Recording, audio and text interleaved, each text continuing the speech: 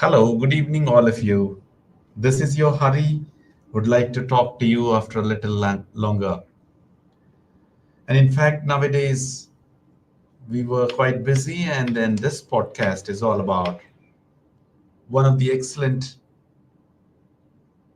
times that I have come across in recent past. One of my friends has felt bad about decision making.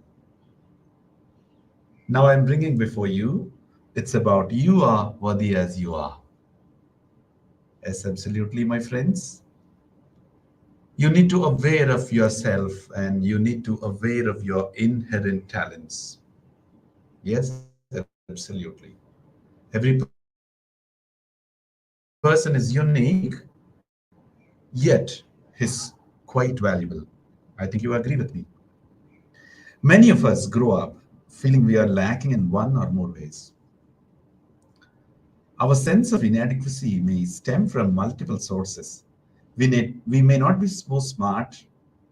We sometimes feel we may not be smart enough, fit enough, fast enough, funny enough, rich enough, popular enough, or successful enough. Look at how many, the list that we can continue with. As a result, we feel incomplete.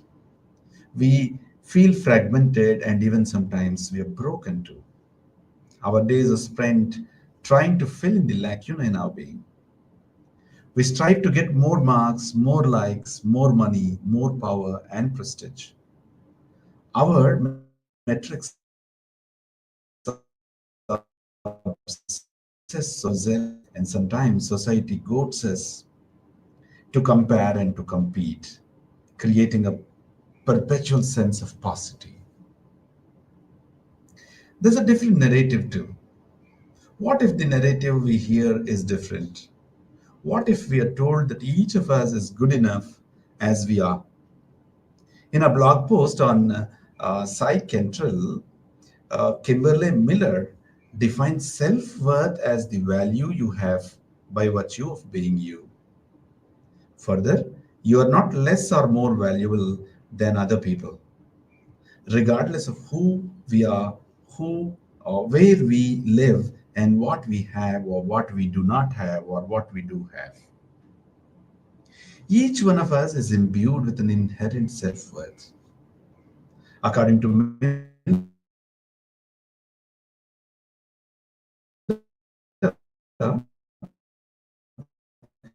and savor the joys of life more wholeheartedly. Of course, we need to plumb our deepest depths to fathom who we are. In Unclouded by Longing, Christopher Godchild writes, what we need to go beyond superficial constructs of the self into the deeper reality of who you really are. We each have myriad identities that define our sense of self, that may include our profession, nationality, and relation to one another. Of course, like a friend or a daughter, a colleague, etc. But these roles are identified. These roles are identified. As Goodchild notes, you are not a writer or a teacher. You are a being.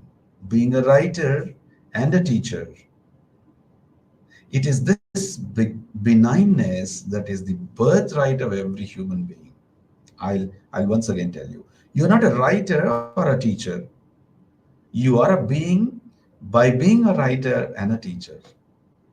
It is this benignness that is bright worth or birthright of every human being, from which our inherent self-worth springs.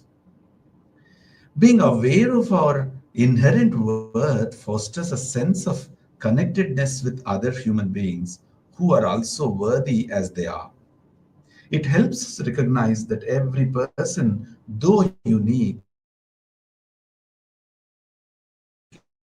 is valuable, and deep down, we know that everyone is an even playing ground. That is what Miller, who writes. Even if people appear boring, mean, or unlikable, they do house a valuable core deep within them. Knowing this also alleviates pressure on ourselves to always appear likable, cheerful, and competent. We also become more forgiving towards ourselves and others. By appreciating our shared humanity, we find it easier to extend compassion to our fellow beings.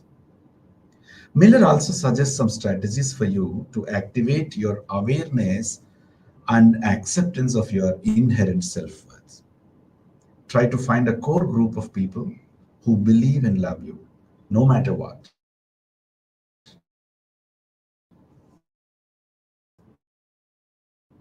who cherish you whether you fail or succeed.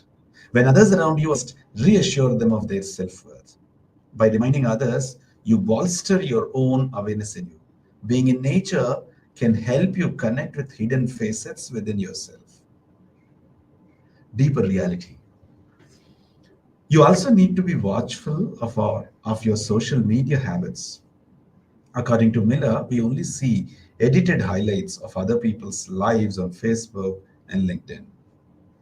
Endless and mindless scrolling can exacerbate our deficiencies and insecurities. We need to remind ourselves that we share a deeper reality with others that transcends all achievements and accolades. Finally, we need to be more cognizant of our spiritual dimension. This may or may not necessarily be connected to religion. We are not human experience. We are spiritual beings having a human experience. Ironically, connecting with our inner depths helps us forge connections with others. If every one of us on this planet feels worthy and recognizing the worthiness of others, the world will feel like you. The world will feel like the one that large family it is truly. I hope all of you could definitely think that you are the worth in you. You are the worthy being on the earth. Thank you for listening to it. And let's all enjoy this Vasudhaika Kutumbam by saying that you and I are together going to be worthy. You are unique and I'm unique, but better, let's both become unique. We'll meet on some other podlet, some other time, waiting for that time to come. Thank you.